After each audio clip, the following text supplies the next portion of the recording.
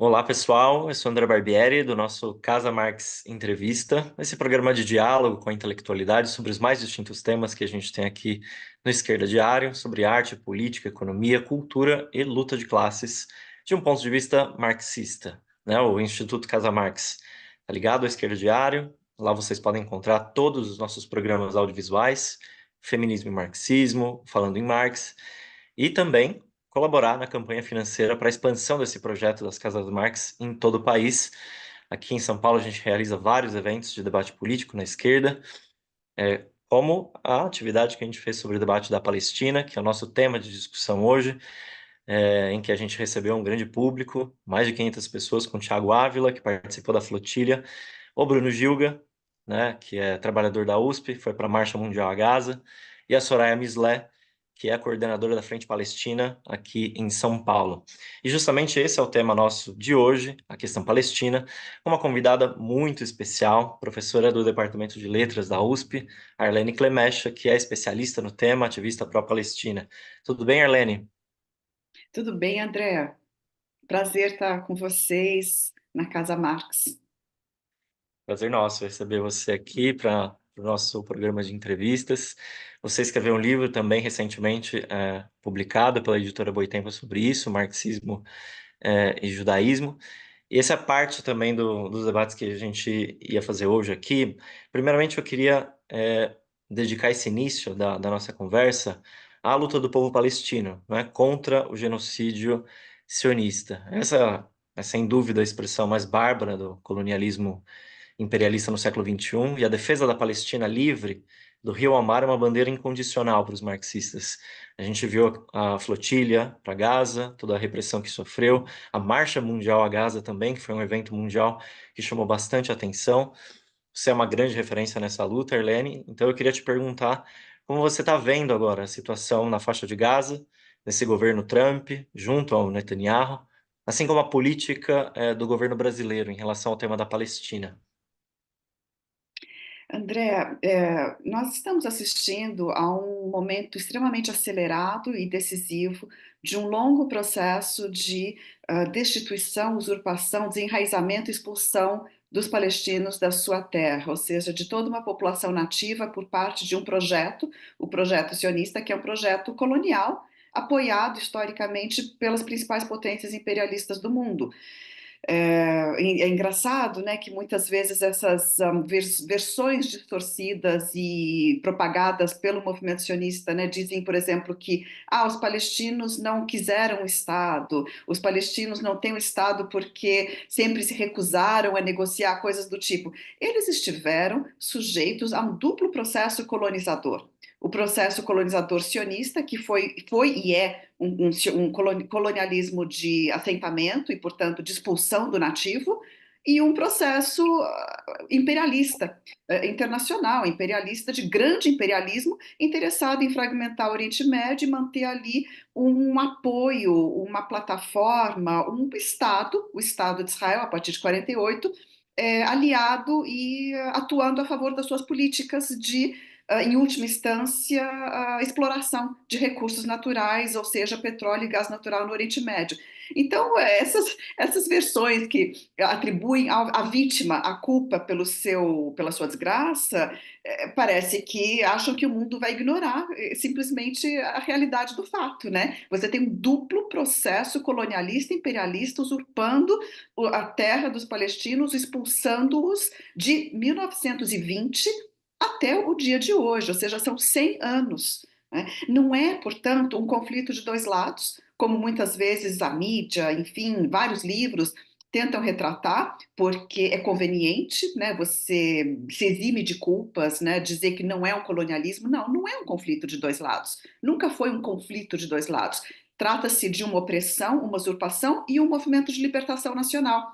Agora, quando você retrata como um movimento de dois lados, ou um conflito de dois lados, você também esvazia o teor de legitimidade dos palestinos em lutar por sua libertação nacional.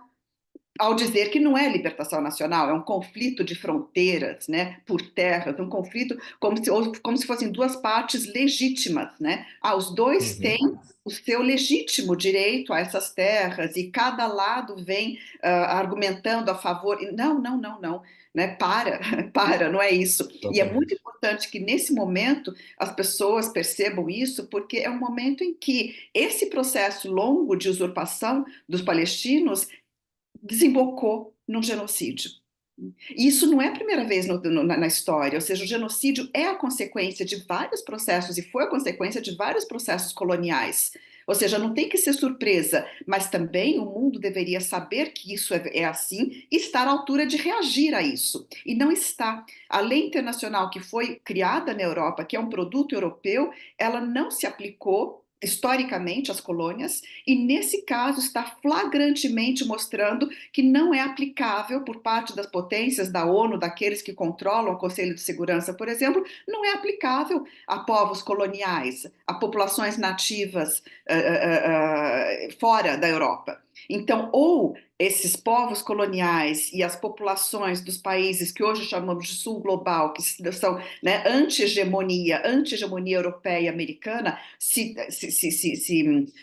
munem e assumem o direito internacional, o direito da legítima defesa, o direito da libertação nacional, ou o próprio sistema mundial que temos aí vai mostrar o seu fracasso de maneira flagrante e às custas de vidas palestinas. Nesse momento, para fechar, o que a gente está vendo, André, é um projeto, aliás, ao longo de todo esse genocídio, foi muito comum também a imprensa falar assim, bom, mas Netanyahu não tem um chamado, abre aspas, endgame, fecha aspas, não tem um projeto para a faixa de Gaza. Não, ele tem, é só que esse projeto nunca foi possível de ser externado, de tão grotesco que ele é. O seu projeto é livrar a faixa de Gaza de todos os palestinos. Aliás, ele foi externado de maneira jocosa em vídeos de inteligência artificial, né? Isso. Como mostrando a Riviera à beira-mar. Né? E esse projeto, então, é finalizar a limpeza étnica da faixa de Gaza. Então, nesse exato momento, o que está sendo planejado? Construção de guetos, campos de concentração, melhor dizendo, para abrigar 600 mil palestinos, já existe um cálculo, isso já é um plano, já está elaborado, para abrigar 600 mil palestinos de 2 milhões de pessoas na faixa de Gaza. Esses 600 mil palestinos dentro desses campos serão preparados, são chamados campos transitórios, serão preparados para serem removidos da faixa de Gaza. Aqueles que não forem para os campos, que não obedecerem à diretriz que será ir para os campos de concentração, serão considerados elimináveis.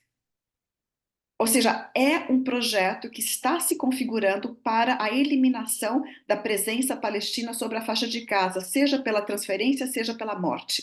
É isso que está sendo colocado. E a Europa, por exemplo, a União Europeia está colaborando com isso, na medida em que, ao invés de emitir sanções contra essa situação de violação da lei internacional, como seria a obrigação de todo o terceiro Estado, ela agora anuncia o aumento das iniciativas, né, dos apoios a iniciativas humanitárias na faixa de Gaza, porque nesses campos de concentração vão ser colocadas estruturas humanitárias, entre aspas, ou seja, a maneira também de atrair as pessoas para esses campos vai dizer, olha, aqui vocês serão zonas seguras, essa história de zona segura já é absurdo, porque ao longo de todo esse genocídio também foram anunciadas zonas seguras que foram bombardeadas, mas mais uma vez vão anunciar esses campos como zonas seguras, onde a ajuda humanitária será distribuída. Aliás, esses dias entrou alguma energia, né, combustível para os hospitais, muito pouco, mas então vai começar provavelmente a entrar mais ajuda humanitária para esses campos, que serão campos, e já são chamados assim no projeto, né, no projeto que se pretende agora executar, são chamados de transitórios, justamente para... Então, é isso que a gente está vendo. Algo que começou em 1920, veja, em 1929, só para finalizar, o governo britânico, o governo mandatário, né, na Palestina, emitiu um relatório que dizia para avaliar a instabilidade, a revolta, alguns conflitos que surgiram na década de 20, em 29 emitiram um relatório que dizia textualmente: a insatisfação e a revolta palestina, árabe-palestina, se deve ao fato de que hoje existe uma classe camponesa sem terra que migrou para as cidades. Por quê? Porque foram expulsos dos seus vilarejos, das suas terras. Então, o governo britânico, desde o final da década de 20, já tinha colocado em relatório a avaliação de que havia um processo de expulsão em curso e que a revolta árabe-palestina se devia ao fato de que havia surgido uma classe camponesa sem terra. E esse processo não parou mais. Em 48 foram 800 mil expulsos, mais ou menos, 15 mil mortos, e agora, ao longo de toda a segunda metade do século XX, mais expulsões de todas as formas possíveis e imaginárias, formas através de leis, dispositivos, massacres, todo tipo de expulsão. E agora o que a gente está vendo é esse genocídio acelerado, esse momento acelerado de genocídio da população palestina na faixa de Gaza. Portanto, a historiografia palestina, começando com um grande autor que foi o historiador e romancista Elias Houri, já tinha avaliado começo dos anos 2000. O que acontece na Palestina é uma Nakba contínua, é um processo de expulsão que nunca parou. E agora a gente está vendo um governo de extrema direita, fundamentalista, executá-lo e anunciá-lo em muitas formas abertamente, aos olhos do mundo. Isso é inadmissível, mas infelizmente é o que está acontecendo. Acho que você descreve muito bem essa dupla colonização e essa situação grotesca, né, da criação de novos campos de concentração de fato contra a população palestina. É uma situação horrorosa, né? Essas próprias filas para obtenção de alimentos, que eles dizem que são parte da ajuda humanitária, agora são usadas como treinamento de tiro, né, para o exército israelense cometer as maiores atrocidades. E essa categoria que você usou, acho que é bem importante do público até entender, né? Essa colonização ou colonialismo de assentamento, né? Que o William Papes descreve nos livros como essa maneira em que a sociedade nativa é expulsa e substituída pela sociedade do colonizador. Eu queria que você desse mais exemplos de como foi esse processo, né, histórico, desde a década de 20 até a fundação, né, do Estado de Israel, para a gente ter uma ideia também de como foi violenta essa maneira de expropriação de um povo que tinha terras, né? Ao contrário dessa fala, né, reacionária que os sionistas dizem que eram uma terra sem povo, sim, os palestinos já tinham uma civilização bastante desenvolvida nessa região. Não só tinha uma civilização muito desenvolvida, André, como a Palestina é reconhecida como país, né? Usando o termo genérico, não estou falando Estado nacional, Sim. mas país, região, com esse nome Palestina, desde a época romana, pelo menos, né? Uhum. O fato de não ser um Estado nacional, tal qual o modelo europeu criou, né? A Europa criou como modelo, não significa que não houvesse ali uma população, uma sociedade, um sistema econômico, uma região reconhecida, uma cultura, uma tradição, etc, etc, né? Então, quando o Sim. movimento sionista ele surgiu na Europa, na segunda metade, o movimento sionista judaico surgiu no final do século XIX e criou uma organização, essa organização sionista, eles bom, não necessariamente teriam que optar pela Palestina, mas optaram pela Palestina como local de colonização, né? Mas por trás do movimento sionista, e é isso talvez o mais importante a se entender, havia a ideia, né? A ideia propulsora, um dos pilares do movimento sionista e da ideologia sionista era a ideia da criação do novo homem judeu. Por quê? Porque havia uma avaliação baseada principalmente na situação dos judeus na Europa Oriental, onde estava a maior massa populacional judaica, né, na Europa Oriental, 3 milhões, chegando perto do final do século XIX, desculpa, chegando a 5 milhões no começo do século XX, 1910 e tal. Havia uma avaliação de que os judeus eles não havia uma estratificação social muito grande, estavam concentrados principalmente no comércio, mas num comércio pequeno, intermediário, não é grande comerciante, grande banqueiro, não, havia alguns grandes banqueiros na Europa Ocidental, mas ali onde havia massa populacional judaica era uma população pobre, uma população que não estava nem inserida no sistema produtivo rural camponês, nem inserido no sistema produtivo industrial, com a industrialização russa acelerada a partir do final do século XIX, era uma população muito intermediária, vivendo em guetos, vista, portanto, pelos próprios judeus como bastante, de certa forma, inferior. Né? Aliás, os judeus da Europa Oriental, viam a sua língua, o Yiddish, como uma língua do gueto, uma língua inferior. Então, essa ideologia nacionalista, ela queria criar algo mais altivo, algo nacionalista, algo, ou seja, criar um novo homem judeu que fosse produtivo. Bom, essa é a chave para entender, então, que eles vão projetar um movimento que deve ser, na concepção do sionismo, um movimento de colonização e de produção da terra, produção agrária, conquista da terra é o nome que vão usar desde o começo do movimento. Então, esse movimento vai ter como pilares a conquista da terra, a conquista do trabalho, criação do novo homem judeu, tudo isso como parte de uma ideologia nacionalista. O sionismo é um nacionalismo que se realiza na forma de colonialismo além-mar, e esses dois elementos são inseparáveis. Então, como que eles vão conquistar a terra? Não tem terra vazia. Não existe terra vazia no começo do século XX, em lugar nenhum do mundo. Eles vão conquistar a Sim. terra e criar esse homem produtivo, expulsando palestino camponês da terra, que eles não veem como uma pessoa de igual para igual. Eles, tipicamente, o colonialismo sempre fez isso, olha de baixo para cima para o nativo. O nativo é alguém que pode ser empurrado, expulso, né? Tomar terra, negar trabalho, não há quem o defenda, não tem um Estado nacional formado, é parte do Império Otomano, é uma região, províncias ali que formam parte do Império Otomano, e é exatamente isso que o sionismo vai fazer. Ele vai procurar, através do Fundo Nacional Judeu, que recolhe doações no mundo inteiro, comprar terras. Que terras?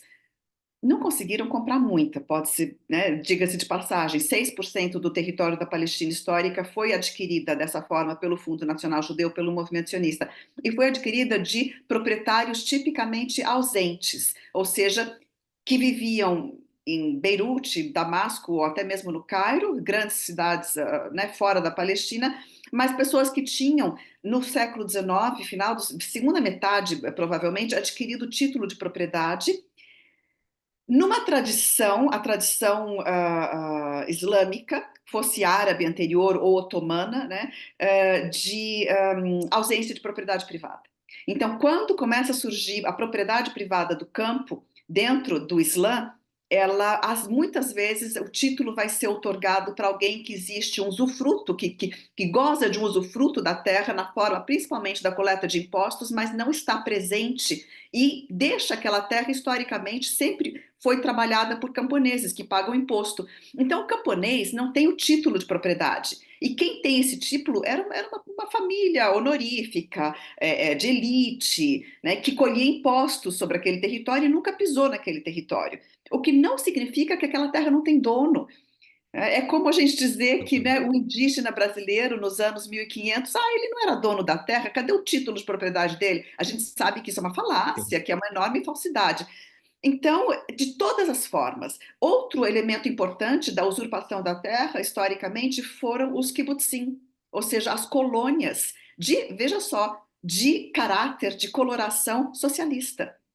Socialista interna, porque o seu papel era a linha de frente, era realizar a linha de frente da colonização, da expulsão do palestino da sua terra, onde era criado um kibbutzim, socialista internamente, com todo mundo lavando latrina, né, mas expulsando o palestino também muito democraticamente, né? Expulsando o palestino da sua terra. E outra coisa que era fundamental para o movimento sionista, era uma diretriz para eles, era não empregar mão de obra árabe, palestina.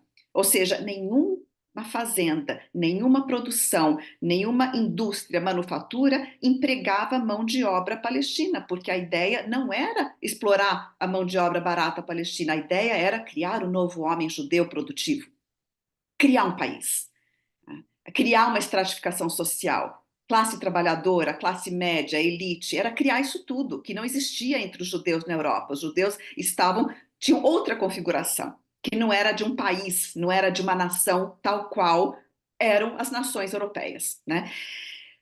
Portanto, isso vem de longe, só que ao invés de, digamos assim, portanto, ao invés, não, simplesmente não foram, os palestinos não foram incorporados nesse projeto, porque nunca foi a intenção incorporar o palestino nesse projeto, nem em 1920, nem em 1930 e nem depois da criação do Estado de Israel. Aqueles palestinos, 80, 100 mil, que ficaram, que sobraram na concepção sionista, no território onde foi criado o Estado de Israel, depois de 750, 800 mil serem expulsos, bom, aquela população foi tratada em 48, 49, 50 como inimigo. A população que sobrou, eles sobraram. Não era para ficar, na verdade, sabe? Se bem que Ben-Gurion tinha uma concepção também de que até 10% da população não sendo judaica, uma população palestina de 10, seria ainda viável. Um Estado judeu com menos de 10% não judeu, ok, estava dentro do limite manejável na concepção de Ben-Gurion, e ele externou, e ele tem registros dele com essa, né, externando essa concepção. Portanto, era aceitável, mas ao mesmo tempo não foram incorporados no novo Estado, não faziam parte do projeto de um Estado judeu, porque não eram judeus, e, inclusive, desde 49, 50, começou a ser criada uma legislação separada para o novo Estado, para os judeus, e leis principalmente derivadas do mandato britânico, aplicadas aos palestinos. Então, foram dois sistemas legais que passaram a ser aplicados no novo Estado de Israel. Um sistema legal democrático para judeu e um sistema legal autoritário, as leis de emergência e regime militar para os palestinos. 80 a 100 mil pessoas. Isso nunca mudou, na verdade. As leis de emergência são válidas, são vigentes até hoje. Todo ano elas têm que ser votadas pelo parlamento israelense e todo ano elas são aprovadas para a população palestina. O regime militar para os palestinos de dentro de Israel foi eliminado em 1966. Mas passou em 67 a ser aplicado para os palestinos da Cisjordânia e faixa de Gaza quando foram conquistados esses territórios em 67. Então, veja, de todas as formas possíveis, o que existe é uma população segregada, é um projeto de segregação. Quando você me perguntou como que isso vem desde o início, eu falei assim, bom, tá aí a deixa para eu tentar mostrar para quem está ouvindo que o projeto era um projeto de segregação. Nunca foi algo diferente. A Declaração de Independência de Israel foi um documento para o mundo, não foi um documento válido. E esse documento para o mundo é um documento muito bonito, fala de integração de todos naquele Estado, etc, etc. Mas ele nunca foi válido. Nunca foi criado um sistema de integração dos palestinos. O que foi é que a cada passo do avanço do projeto sionista, a segregação se aprofundou, se entrincheirou mais ainda. Na década de 80, quando surgiu, foi um chamado momento de uma revolução constitucionalista, israelense, né? Aliás, Israel não tem constituição, mas foi um momento de abertura de muitas leis mais inclusivas, ao mesmo tempo em que os palestinos conquistaram, na verdade, a partir de 66, conquistaram mais direitos dentro de Israel, começaram a surgir leis mais racistas também, para compensar essa conquista de direitos. Então, de uma maneira ou de outra, com governos mais à esquerda, como foi até 77, ou mais à direita, principalmente depois dos anos 2000, os palestinos estão sujeitos a um projeto que é de segregação, que é de expulsão de várias formas, né?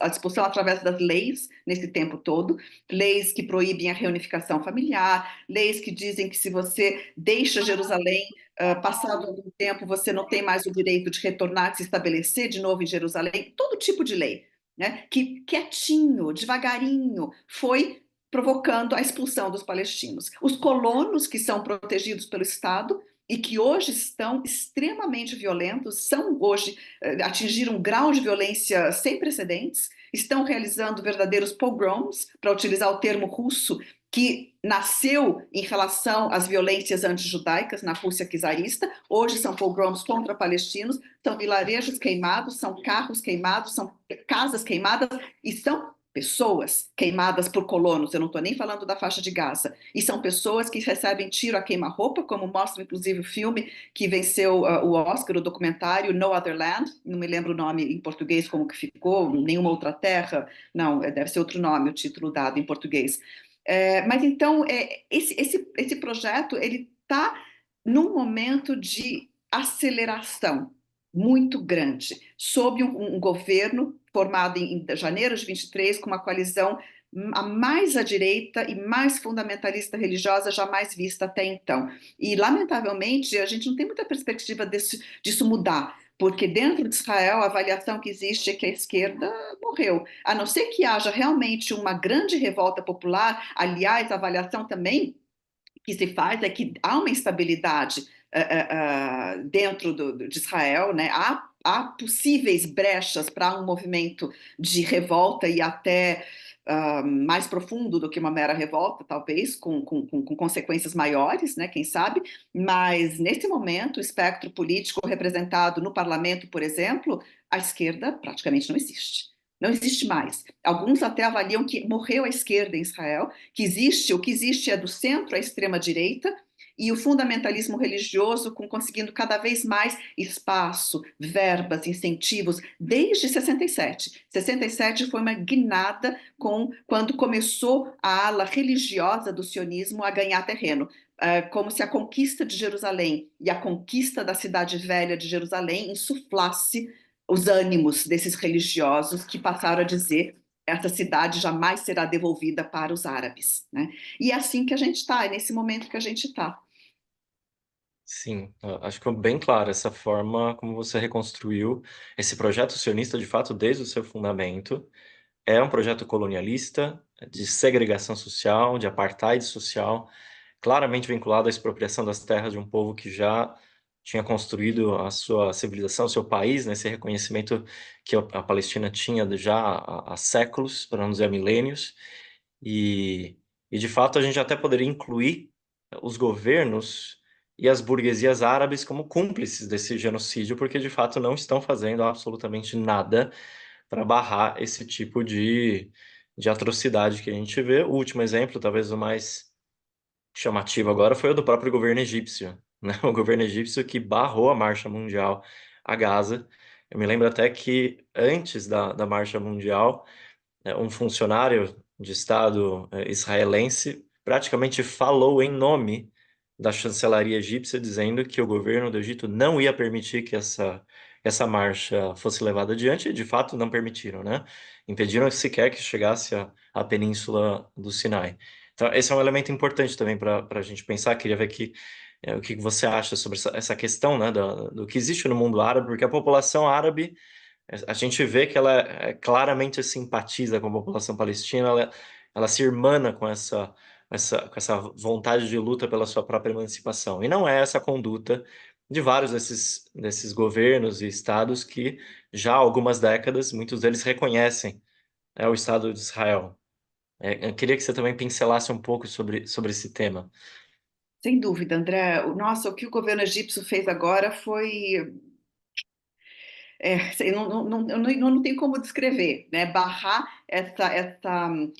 esses comboios, né? Era muita gente, eram muitos ônibus, nossa, vindo desde a Líbia, do mundo inteiro, né? Dando uma esperança de que essas pessoas fossem chegar na fronteira entre o Egito e a faixa de Gaza para se manifestar. Só se manifestar, Sim, não queriam fazer nada, né? Não queriam invadir, não, era uma manifestação pacífica, mas o governo sim. egípcio colaborou com o Estado de Israel para barrar essa manifestação pacífica de chegar até a fronteira com Gaza. Não, esse foi mais um para o currículo do Egito, né, desse regime militar egípcio. André, em 1948, quando aconteceu, a partir do final de 47, né, a Nakba, ou seja, a expulsão dos palestinos do seu território para a criação do Estado de Israel, é, a versão que a maioria das pessoas aí ouve, né, mas que já está muito, né, desmentida, né, e demonstrada falaciosa, é a de que os países árabes todos os países árabes fronteiriços e alguns mais se uniram para tentar impedir a criação do Estado de Israel, né? Essa é a versão. Veja, em 48, de fato, houve o envolvimento de 7 países árabes na Guerra de 48, uma guerra que começou no 15 de maio de 48, um dia depois da proclamação da independência de Israel, em 14 de maio. Mas essa não é a história toda, e na verdade é aquela historinha assim de que, bom, uma meia-verdade às vezes é uma pior mentira, é o que mais nos impede Sim, de ver a realidade. Porque a realidade foi mais na seguinte linha: em 47, quando a ONU aliás, falando do papel do Brasil, quando a ONU aprovou a partilha da Palestina, numa sessão que foi presidida por Oswaldo Aranha e onde hoje se sabe que Oswaldo Aranha manobrou, porque sim. essa sessão era para acontecer no dia 27. E a contagem mostrava que não haveria maioria segura para aprovar a partilha, para aprovar essa proposta que estava sendo colocada sobre a mesa de dividir a Palestina.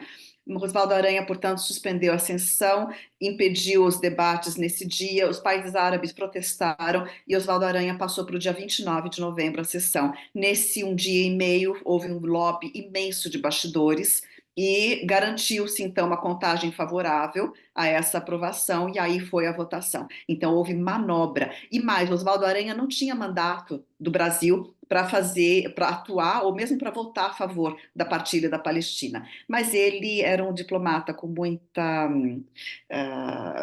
influência pessoal, muito crédito, muito respaldo, e veja só, após a partilha da Palestina, ele recebeu um convite para jantar na Casa Branca. Não é? Uma semana depois, ele estava nos Veja Estados Unidos só. na Casa Branca. Pois é, ele foi prestar contas não para o nosso chanceler, mas lá para o presidente americano. Então, é tudo muito, muito feio, né? Essa política de bastidores.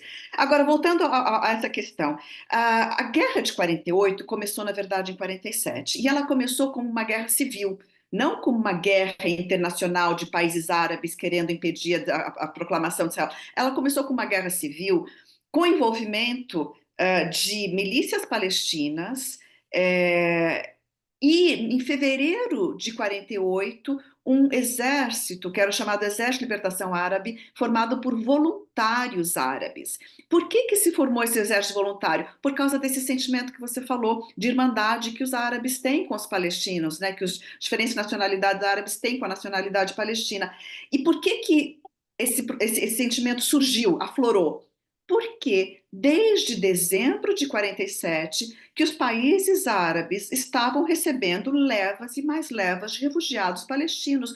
Porque em meados, 2 semanas depois da proclamação da partilha, né, da votação e anúncio da partilha, as milícias sionistas estavam já atacando vilarejos com um método muito claramente definido, e que Lampap expõe através de pesquisas em acervo, em documentos, um método muito claramente definido, delimitado, e que tinham intenção realmente de provocar essa expulsão. Então, de dezembro de 47 até maio de 48, metade dos expulsos palestinos já tinha sido expulsa, ou seja, 400 mil palestinos foram expulsos nesses 5 meses antes da Guerra de 48. Então, a Guerra de 48 começou como uma guerra civil, mediante o ataque das milícias sionistas Haganah Irgun Stern, principalmente, aos vilarejos palestinos, com o intuito de implementar o projeto da ONU, porque a liderança sionista não estava disposta a esperar a ONU implementar o projeto, não. A partilha era, digamos assim, o documento, a chancela, a implementação, eles assumiram mas aquele plano da ONU, aquele mapa que a ONU criou, né, feito imperialista em cima de um mapa como se fosse terra vazia, né, traçando fronteiras ao bel prazer, e sem a participação dos palestinos nessas discussões, porque eles não estavam presentes, não foram chamados, foram proibidos de participar nisso, aquele mapa não era o suficiente para o movimento sionista. Aquele mapa dava mais ou menos metade, metade do território. O movimento sionista já tinha avaliado que para criar um Estado viável precisava de cerca de 80% do território. E foi essa conquista que começou já em dezembro de 47, mediante a expulsão de palestinos, ataques aos vilarejos. Então, esses ataques aos vilarejos criaram esses ataques levam já de expulsões. Então, uma resposta popular árabe e palestina surgiu já em dezembro, janeiro, fevereiro, março de 48, né? E nesses 5 meses. No 14 de maio, quando foi proclamado o Estado de Israel, aí os países árabes disseram: não, nós votamos contra essa proclamação e não vamos aceitar, e entraram nessa guerra, onde entraram já com um objetivo que era parar esse êxodo palestino, parar essas centenas de milhares de palestinos que estavam entrando nos países árabes na forma de refugiados. E os países árabes não queriam esses refugiados, nunca quiseram. E aí eu estou chegando a esse papel dos países árabes. Só que o ingresso deles na guerra foi muito pequeno. Mandaram Uhum. forças expedicionárias, jamais exércitos. O único país que realmente mandou o seu exército para a guerra foi a Jordânia. Por quê? A Jordânia tinha interesse próprio. A Jordânia queria assegurar a Sim. Cisjordânia. E a Jordânia tinha um conluio, tinha um acordo secreto com Israel. Entrou em conluio com Israel e defendeu a cidade antiga de Jerusalém. Isso não estava no acordo, mas ela defendeu e ela se apossou da Cisjordânia. E ela tentou incorporar a Cisjordânia. A Liga Árabe nunca deixou que isso acontecesse dessa forma, mas a Jordânia passou a governar a Cisjordânia depois de 49. Né? Então, o único país árabe que realmente entrou na guerra foi aquele que entrou com um exército expressivo na guerra, foi aquele que tinha interesse próprio. E depois, o Egito mandou militares, sim, foram militares. O próprio Gamal Abdel Nasser foi lutar, né, o futuro presidente do Egito, lutou na guerra. Ele era profundamente nacionalista árabe e a favor dos palestinos, mas o Egito não mandou exércitos, digamos assim. Havia uma monarquia no Egito, governando o Egito, uma monarquia, o rei Farouk, que era conivente, era colaboracionista com a Inglaterra. Você achar que aquela monarquia colaboracionista ia entrar com tudo na guerra de 48, na Palestina, contra a Inglaterra e o seu aliado sionista? Não ia, mesmo que essa aliança tivesse estremecida em 48, porque o movimento sionista estava fazendo atentado terrorista contra a Inglaterra para expulsá-la já, porque já tinha cumprido o seu papel. Outros países, vejamos, Líbano, Síria, Jordânia. A Jordânia era uma monarquia criada pela Inglaterra. Abdullah foi colocado como Abdullah. rei da Jordânia pela Inglaterra. O Iraque, idem. Né? O irmão de Abdullah era rei do Iraque. A Arábia Saudita, criada com apoio da Inglaterra na década de 30. Síria e Líbano, a Inglaterra favoreceu o seu aliado França para remover de Damasco aquele que depois virou rei do Iraque, que era uma liderança nacionalista árabe, mas que também colaborava com os ingleses. Bom, veja, então, essa região toda e esses países árabes todos, já eles foram criados e eles nasceram em grande medida por acordos, por elites colaboracionistas que tinham desejo de independência e conquistaram a independência até essa década de 50, sim, mas eram elites colaboracionistas, não eram elites cujo o objetivo de independência, para dizer de maneira muito clara, era substituir o país europeu, o mandatário europeu, pela elite própria. Não era uma independência popular, criar um país democrático, uma república democrática, tanto que surgiram monarquias e países autoritários, militares. Não surgiram repúblicas, porque não havia chance para o movimento popular dentro de um contexto imperialista de dominação externa, né? Nunca tiveram chance, porque havia movimentos populares, não pensa que não havia. Havia nacionalismo popular, de libertação, de formação de repúblicas constitucionalistas, havia. E chegou a haver a proclamação de um reino constitucional em 1920 em Damasco, que foi traído, que foi derrubado.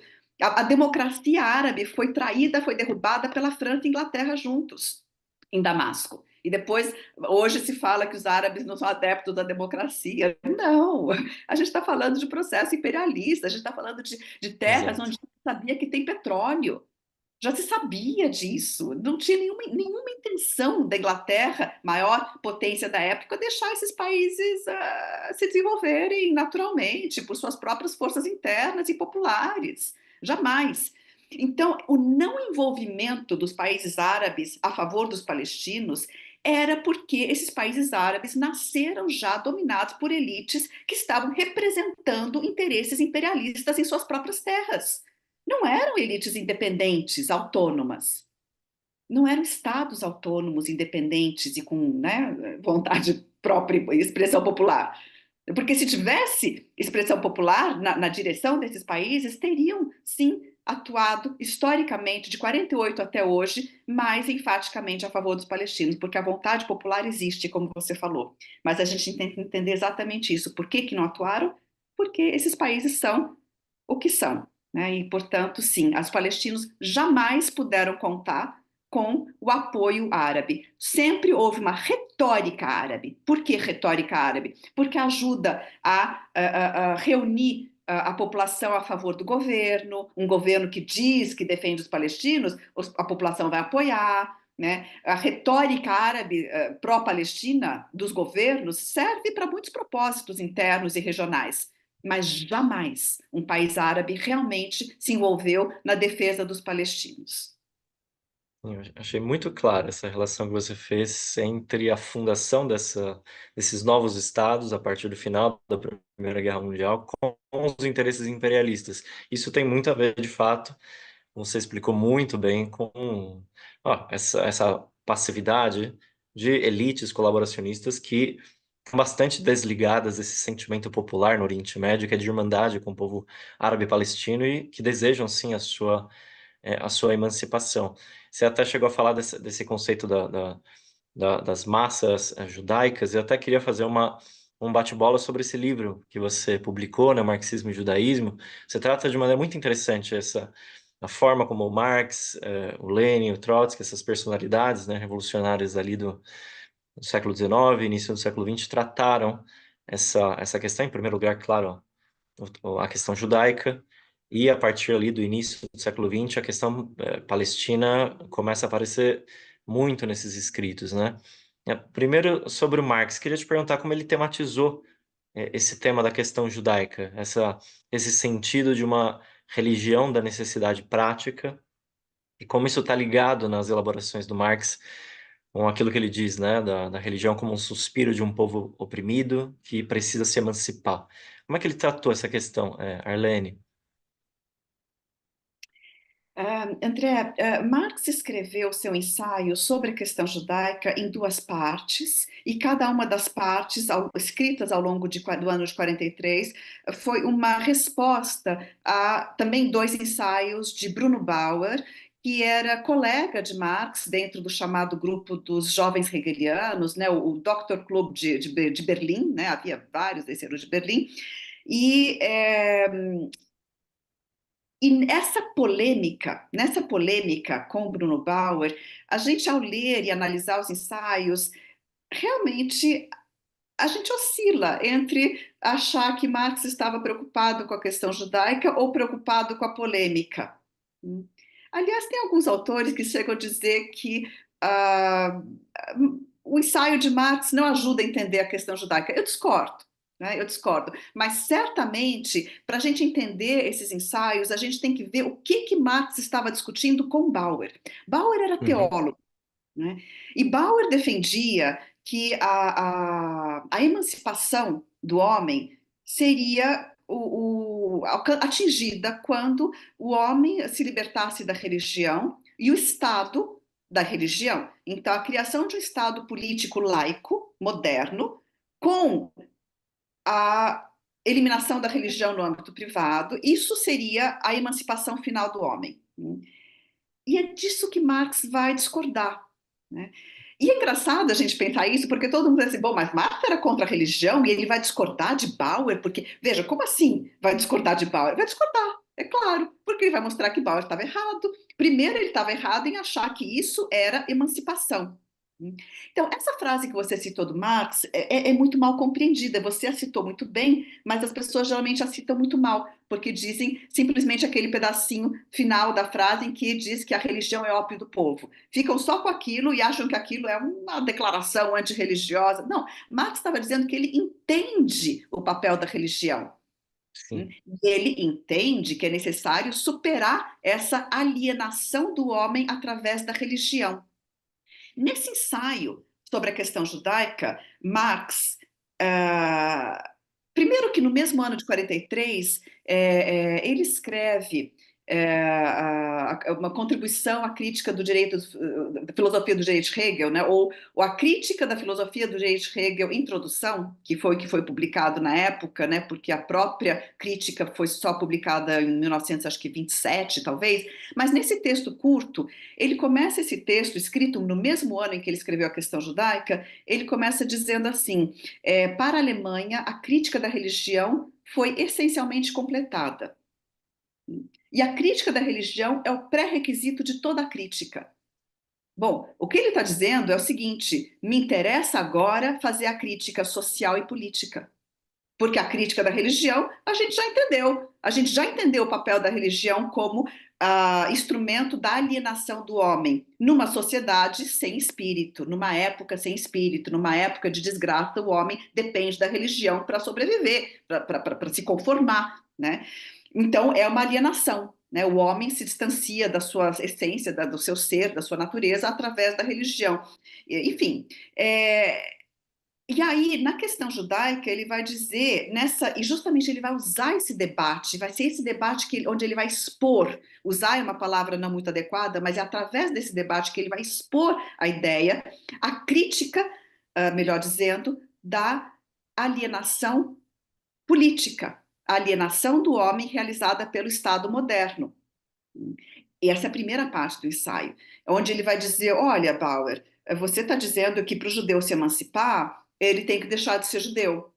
Mas você está errado, porque, na verdade, para o judeu se emancipar, melhor dizendo, o tipo de emancipação que você defende é emancipação política, dentro de um Estado político. Pois bem, no Estado político, não é necessário, não é esperado que a pessoa deixe a sua religião. O Estado político, ele mantém intacta a alienação do homem, só que quem vai ser o principal instrumento da alienação vai ser o próprio Estado. E essa alienação, ela se dá ao dividir o homem entre o homem real, né, a sociedade civil e a sociedade política.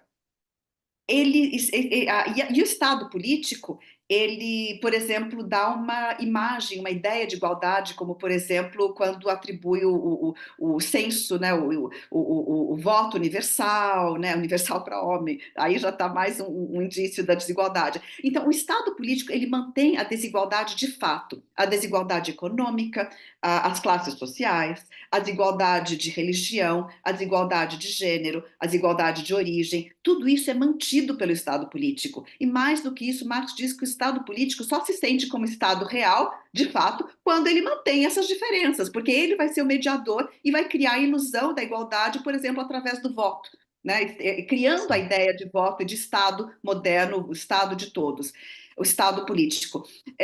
Então, a partir daí, ele faz a crítica da alienação política através do Estado e diz para o Bauer: você está errado, para o homem ter a emancipação política, que é desejável, porque é melhor do que antes. Então, dentro de um Estado pré-moderno, a alienação é pior. Tá? Então, Marx vai dizer a distribuição de direitos entre os homens e mulheres dentro do Estado político é um avanço, mas não é necessário e não é esperado que a pessoa abandone sua religião, porque o Estado ele vai manter as desigualdades entre as pessoas. Então, para que Bauer está pedindo que o judeu deixe de ser judeu?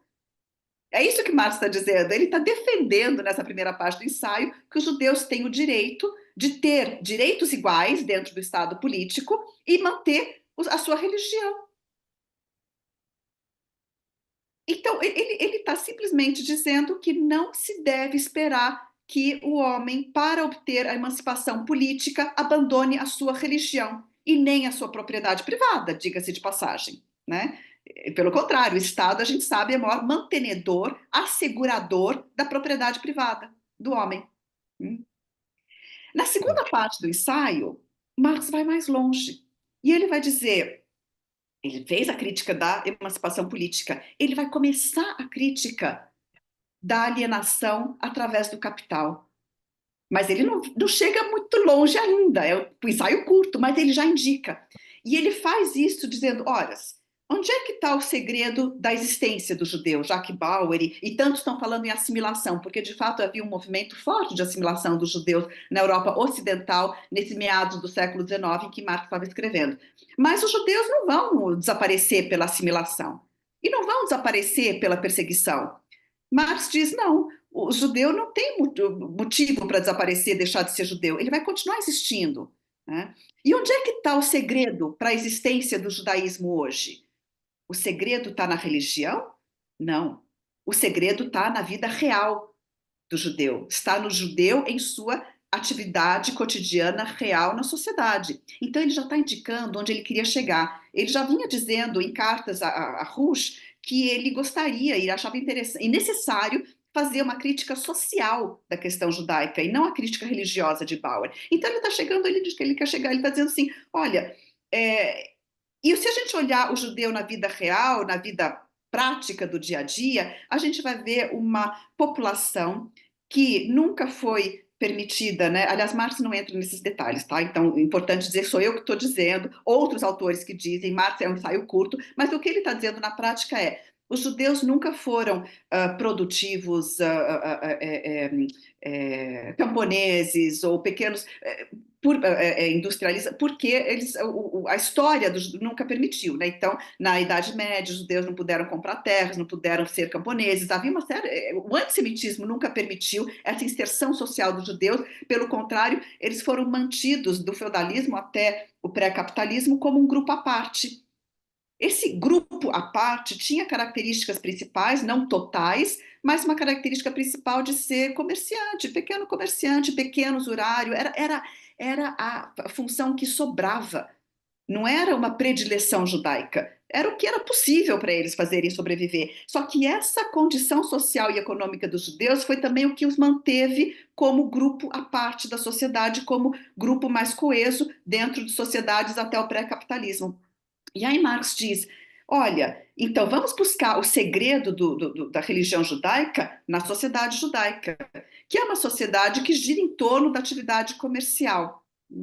Então ele vai fazer, isso vai dar a chave, né? E aliás, outros na sua época, como Moses Hess, que foi um dos pais do sionismo, depois, não nessa época, e que era nessa época amigo de Marx, Moses Hess usava o termo comerciante como sinônimo de judeu.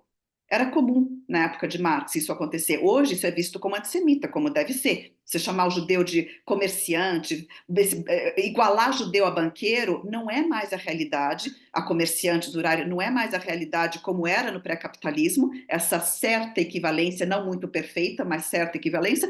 E é antissemita. Na época de Marx, a gente não pode classificar dessa forma, mas é certo que essa segunda metade do ensaio deu margem a acusações de antissemitismo contra Marx, porque ele utilizou essas equivalências para fazer a crítica da alienação pelo dinheiro. O termo que ele usa é o dinheiro, né? Então ele vai formular a ideia aqui nessa segunda parte do ensaio do dinheiro como o Deus da era moderna.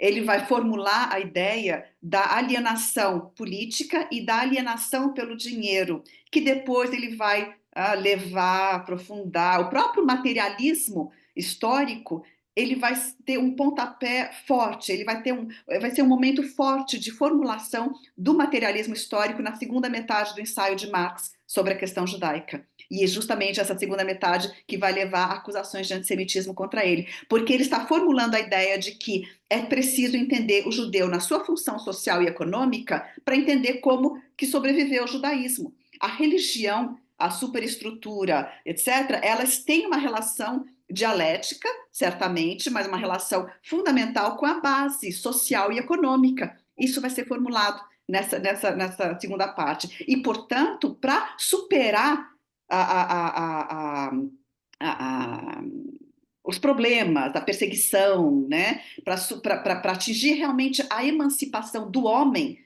a emancipação final do homem, não aquela emancipação política que ele já tinha feito a crítica na primeira metade do ensaio, mas a emancipação final do homem, era necessário fazer a crítica da alienação pelo dinheiro. Né?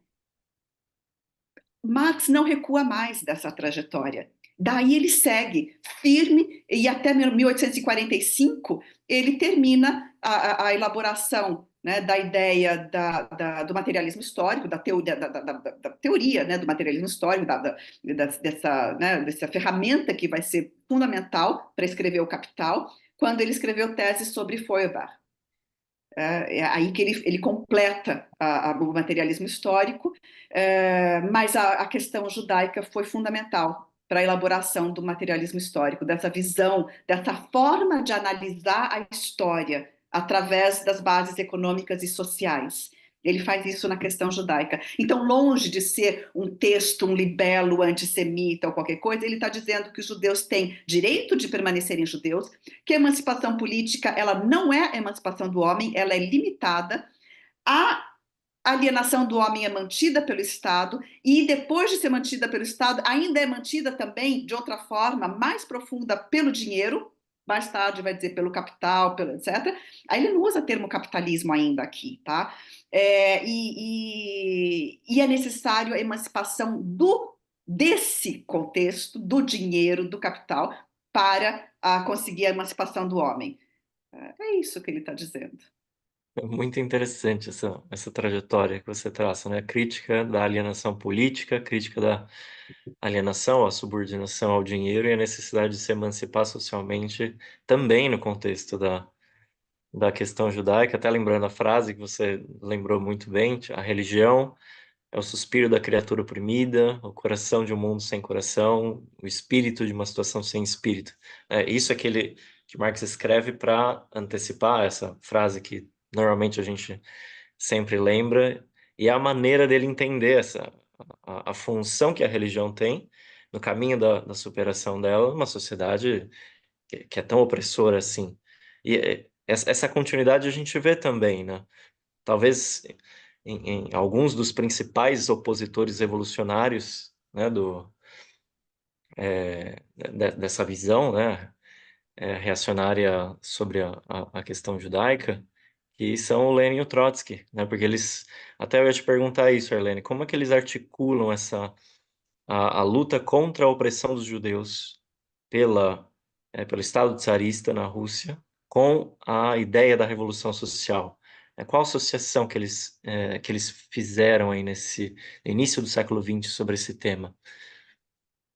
Bom, se me permite, eu vou puxar mais um elemento polêmico que vem de Marx, que é se Marx foi ou não foi assimilacionista ao Uhum, escrever a questão judaica. Ou seja, ele estava defendendo a assimilação dos judeus?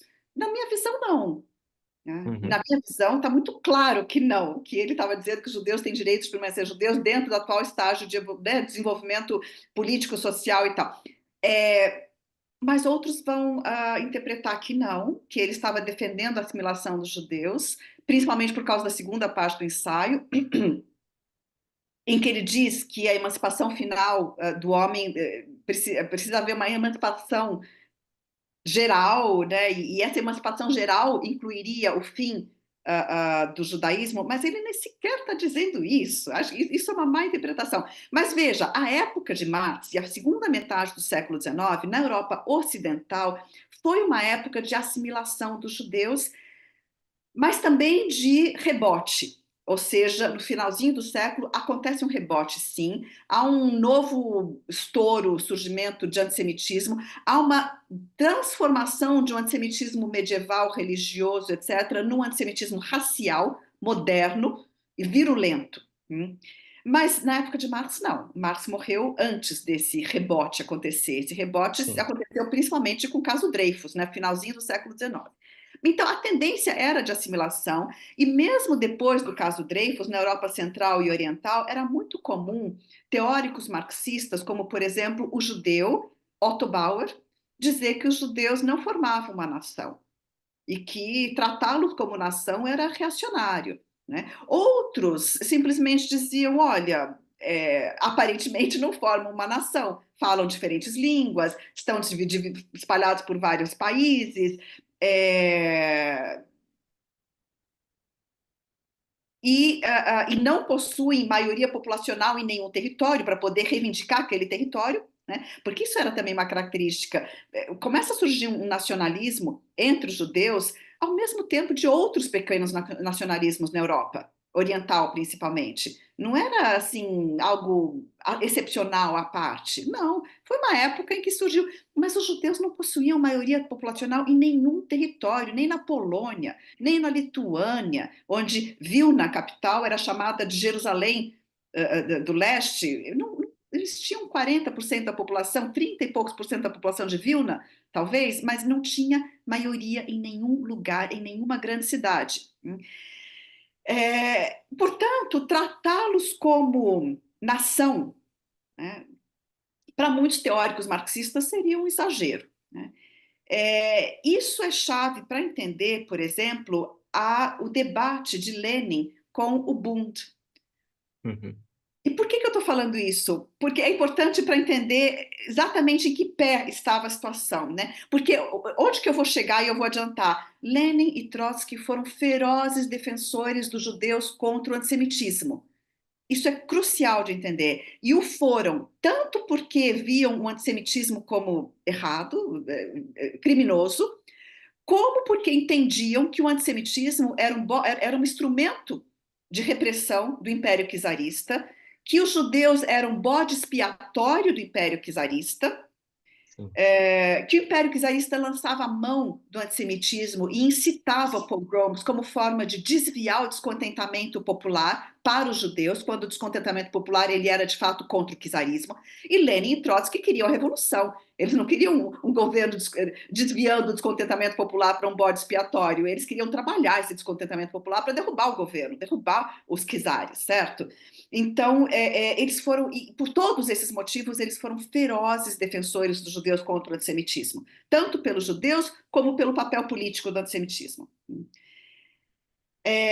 Ao mesmo tempo, e isso foi muito importante, por exemplo, em 1905, na Revolução de 1905, os pogroms incitados pelo czar, eles atingiram um grau muito forte, né? E se não fosse a organização de grupos operários para atuar junto com os núcleos de autodefesa do Bund, ou seja, Lenin e Trotsky estavam organizando os grupos operários para atuar junto com o Bund na autodefesa dos judeus contra os pogroms.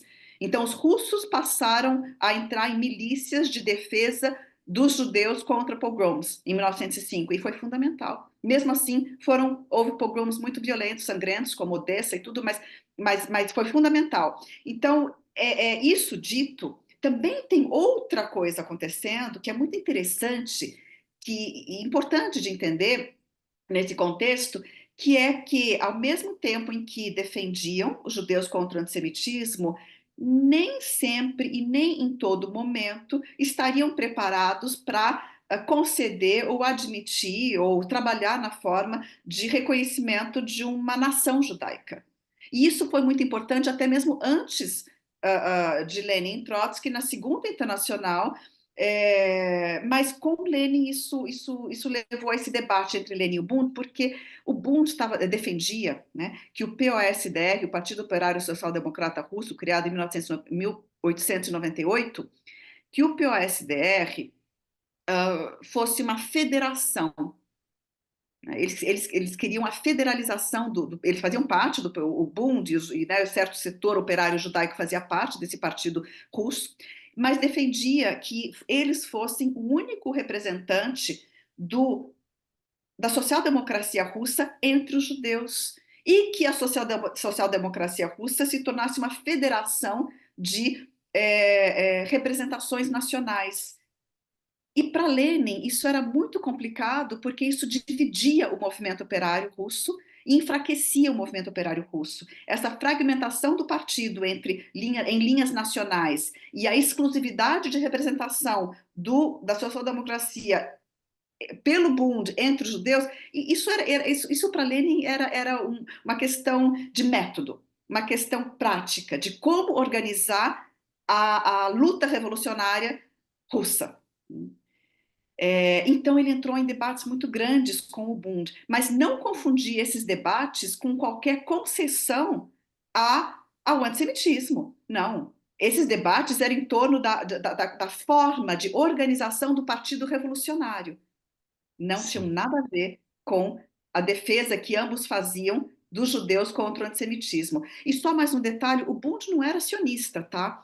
Porque é muito Uhum. importante e muito interessante também entender que nesse comecinho do século XX havia várias tendências políticas judaicas de esquerda.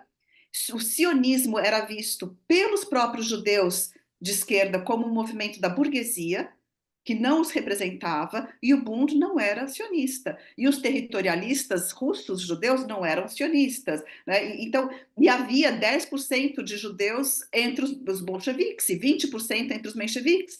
Então, os judeus estavam fortemente organizados e eram parte do movimento revolucionário russo. A maior parte não era sionista e o sionismo era uma parcela muito pequena desse contingente engajado judeu. Eles não viam o sionismo como uma legítima e viável plataforma de emancipação dos judeus contra a situação histórica de opressão e de antissemitismo que viviam. E o Bund defendia uma autonomia nacional cultural, ou seja, que os judeus tivessem direito de ter, além dessa federalização do partido, junto com isso, a autonomia nacional cultural era uma forma de defender que os judeus, onde estivessem, pudessem ter representação cultural própria, escolas próprias, desenvolver sua cultura nacional, não territorial própria. Bom, interessante também que depois da Revolução Russa, depois, né, passado a Guerra Civil, que tenha se instaurado uma forma de autonomia nacional cultural para os judeus da Rússia soviética. Antes de Stalin, eu estou dizendo, tá? Uhum. Antes Sim. ainda da ascensão, né, do que vai ser depois uma outra situação muito complicada com Stalin. Então, a grande questão para Lenin não era, de fato, conceder aos judeus um status, uma organização, uma ideia de autonomia e direito de autonomia nacional cultural. Não. A grande questão para ele era como organizar os trabalhadores da Rússia juntos, unidos, para uma grande revolução que ia ser um esforço enorme a ser feito, né? Trotsky é outro caso. Trotsky era judeu e ele tinha Uhum. uma consciência muito forte de que a sua condição de judeu poderia ser usada contra a revolução. Mas não vou entrar nisso agora. A gente um pouco entrar nesse tema, porque você já antecipou muito bem essa situação distinta que surgiu com a burocratização stalinista na União Soviética. Esse é um dado muito interessante que você deu, né? Que é, depois do triunfo da Revolução Russa já surgiam formas em que os bolcheviques, o Lenin e o Trotsky, que sempre foram ferozes defensores dos judeus contra o antissemitismo, para que essa população tivesse a sua autonomia. E com Stalin isso foi o exato oposto, né? O Stalin passou a usar o antissemitismo como uma arma política contra o Trotsky, a oposição de esquerda. O Trotsky até escreve, né, um texto chamado O Termidor e o Antissemitismo, que a burocracia, que é essa força social mais regressiva e reacionária, se aproveita desses piores preconceitos, inclusive do antissemitismo, para poder se impor contra os seus inimigos. E isso ele estava dizendo ali em 1937, quando os processos de Moscou já estavam em curso, né? Eu queria que você explicasse um pouco essa maneira que o stalinismo utilizava, né, o antissemitismo como uma arma política, Arlene. Isso é um aspecto bastante interessante do seu livro e que conecta, né, com o que a gente estava discutindo sobre a Revolução Russa. É exatamente isso. Mas também lembrar que Stalin, ele avançou as duas coisas ao mesmo tempo. Duas coisas que parecem contraditórias, mas não são. Ele defendeu de diferentes formas o nacionalismo judeu e usou o antissemitismo. Ele fomentou o Sim, antissemitismo e apoiou o nacionalismo judeu em diferentes formas. Como? Vou começar com o nacionalismo. Primeiro, Stalin criou Birobidzhan, ou seja, a República Autônoma Judaica Soviética, lá na fronteira com a Mongólia, e anunciou para o mundo que estava resolvendo a questão judaica e criando um Estado para os judeus. Era uma farsa.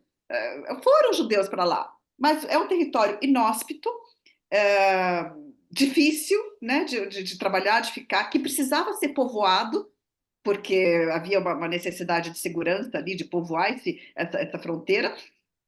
Então foi uma grande farsa de Stalin. Então ele jogou, mas ele jogou com isso. Ele criou o Birobidjan, até hoje existe. Se procurar Birobidjan, existe.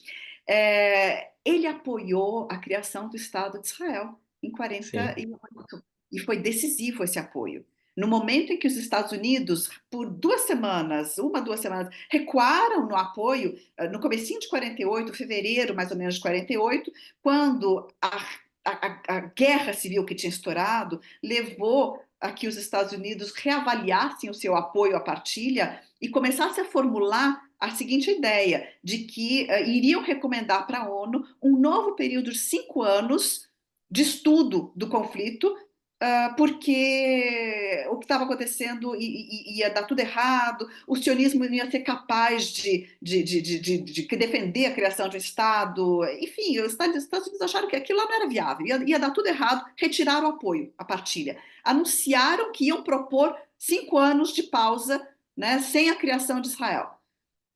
O que aconteceu? Stalin foi lá e apoiou. Falou, não, mas a gente apoia.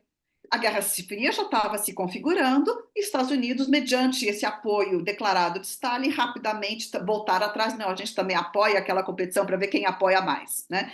Então, sim, Stalin foi decisivo para a criação de Israel. Foi decisivo para o envio de armas para a Guerra de 48, né? Para o lado sionista. E criou o Birobidjan. Tá? Então, isso Stalin. Ao mesmo tempo, ele utilizou o sentimento antissemita histórico, popular, arraigado entre os russos, que a revolução não tinha eliminado. Como é que um processo de 10, 20 anos vai conseguir eliminar um sentimento histórico como esse, que vinha sendo fomentado e trabalhado há séculos? Não conseguiu. Havia um trabalho? Havia, mas não tinha conseguido. Então, ele usa, né? Mas ele não pode simplesmente falar em judeus. Seria muito feio se colocar. Nós somos... Não. Stalin, e nos processos de Moscou, explicitamente, ele jogou com o sentimento popular. Sempre que ele queria estigmatizar, né, culpar e criar um sentimento contrário a algum opositor político, e se esse opositor político fosse ainda judeu, meio judeu, um quarto judeu ou com um cheirinho de judaísmo no seu passado, ele diria que essa pessoa era cosmopolita. O cosmopolita, né? O cosmopolita nessa época era muito mal visto. Era o contrário do internacionalista. O internacionalista era o verdadeiro revolucionário, o internacionalista. O cosmopolita é o burguês, pequeno burguês, se quiser, aquele que não deixou os seus preconceitos de classe, o cosmopolita era mal visto. Só que o cosmopolita também pegou muito facilmente esse termo como sinônimo de judeu. O judeu cosmopolita, o judeu errante que uhum, se, né, enraiza das cidades como comerciante usurário, etc., que não é um russo autêntico, trabalhador, etc., etc. Então ele cria essa analogia e usa como sinônimo de judeu cosmopolita. E a partir daí, toda vez que na imprensa oficial saía o cosmopolita XYZ, sabia que aquela pessoa ia ser presa, ia ser, né, entrar nos processos de Moscou, eliminada. Então isso foi uma arma sutil, mas muito evidente ao mesmo tempo, né, de caça à oposição política. E havia muitos judeus entre a oposição política a Stalin. Né? Bom, começando com Trotsky, mas não só Trotsky. Judeus, meio-judeus, Kamenev, Zinoviev, etc., etc. Muitos se enquadravam nisso e puderam e foram, né? E foram vítimas desse jogo que Stalin fez com o antissemitismo. Dizem também, né, que Stalin, quando ele chegou ao extremo. Bom, alguns autores discordam quanto à década de 30 e acham que não, que na década de 30 Stalin ainda não era ou não usava o antissemitismo porque não enxergam essa analogia feita e essa prática e avaliam que o antissemitismo de Stalin só se tornou algo a ser levado em conta na década de 40 para 50. Em 52, Stalin morreu. Certamente, de 40 para 52, o antissemitismo de Stalin virou absolutamente paranoico. Né? Absolutamente paranoico. E houve o caso do assassinato dos médicos, ao ponto de alguns chegarem à conclusão de que quando Stalin ficou doente, né, terminalmente doente, ele não tinha médico para tratá-lo, porque ele tinha matado os melhores médicos que eram judeus, por exemplo. Né? Então, sim, o antissemitismo de Stalin ele chegou às raias da loucura no final da sua vida, mas ele já estava presente e foi um instrumento de perseguição à oposição na década de 30, a partir dos processos de Moscou, 36, muito, muito claramente. Sim, e foi muito bem lembrado isso que você falou, porque as armas da União Soviética stalinista, através da Tchecoslováquia, chegaram nas milícias da Haganah, essas milícias que já tinham começado uma guerra civil contra o povo palestino, então a gente sim pode traçar essa relação direta, né? O armamento para que o início dessa limpeza étnica pudesse ser levado a cabo. Essa também é uma responsabilidade direta, do próprio stalinismo.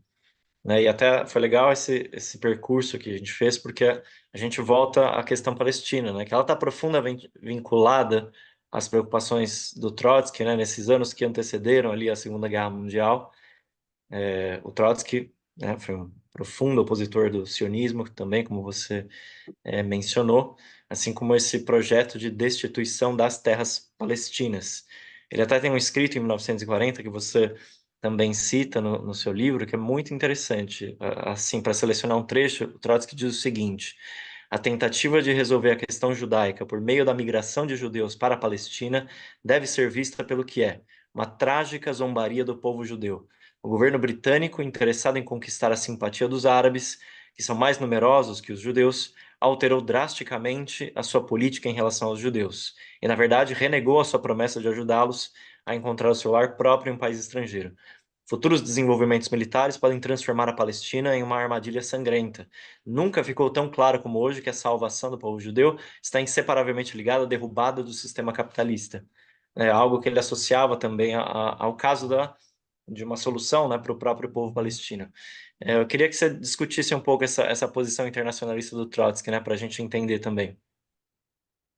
Sim, essa foi uma referência, né, ao Livro Branco de 1939. O Livro Branco é o anúncio da política externa, né, de um governo, né? Então, o governo britânico, nesse Livro Branco, em 1939, ele recuou na permissão à imigração, assentamento. eh, então, a Grã-Bretanha, no governo mandatário, ela teve altos e baixos, recuos, idas e vindas, sem jamais deixar de apoiar, de fato, o movimento sionista. Mas esse livro de Branco de 39 teve esse recuo. Foi um movimento de recuo, que não durou muito tempo, mas foi um recuo, o que levou Trotsky a dizer, olha, os ingleses estão usando os judeus e ainda por cima, nesse momento tão trágico, as portas da Segunda Guerra Mundial. Aliás, Trotsky previu também o Holocausto, ou seja, ele falou assim, uma guerra na Europa irá significar a eliminação dos judeus, ele disse Exatamente. textualmente isso, né? Então ele mostrou o cinismo, as contradições, né? A farsa que era isso, como que a Grã-Bretanha estava usando os judeus para algo, né? Enfim. Então, a posição de Trotsky, veja, interessante que o Trotsky sempre foi crítico ao movimento sionista. Ele chegou até mesmo a fazer outra avaliação que foi equivocada de prever, no começo do século XX, prever o fim do movimento sionista. Ele falou assim, esse aqui é um saco de gatos, tem tudo quanto é corrente ali dentro, isso aqui não vai conseguir sobreviver, não é possível. Né? Ele previu errado. Né? Mas isso foi realmente era muito pequeno o movimento sionista. Dá até para entender que alguém previsse errado o seu fim, porque era isso que muitas pessoas não entendem. Claro que quem estuda sabe, mas quem não estuda não faz ideia de como era pequeno o movimento sionista no começo do século XX, em comparação com as outras correntes do judaísmo europeu, correntes que lutavam pela emancipação dos judeus, de outras formas de emancipação. Mas tudo bem. Então, Trotsky, a gente também vê em outros escritos, em outros momentos, como que ele buscava informação pela Palestina, e não era sobre a Palestina, e não era fácil chegar informação sobre a Palestina, sobre o que realmente estava acontecendo ali, mas ele conseguiu vislumbrar que era um projeto colonialista, mas ele tem uma posição interessante, André, porque ele não se coloca contrário ao legítimo, o que ele vai fazer, direito nacional dos judeus. Uhum. Os judeus querem se sentem como nação e querem se desenvolver como nação, precisam ter o direito de se desenvolver como nação. Ele vai dizer lá para o final da década de 30. Porém, não dessa forma, né? Porque ele vai justamente fazer a crítica do imperialismo por trás desse projeto, do colonialismo como natureza desse projeto. Mas ele não é contra o nacionalismo, digamos assim, ou a vontade dos judeus de, né, externarem, se desenvolverem como nação. Mas ele No diz que sentido da autodeterminação dos povos, né? os povos, exatamente. E ele vai dizer: olha, só que tem uma coisa: não tem um pedaço de terra sobre a face da terra, do mundo, vazio.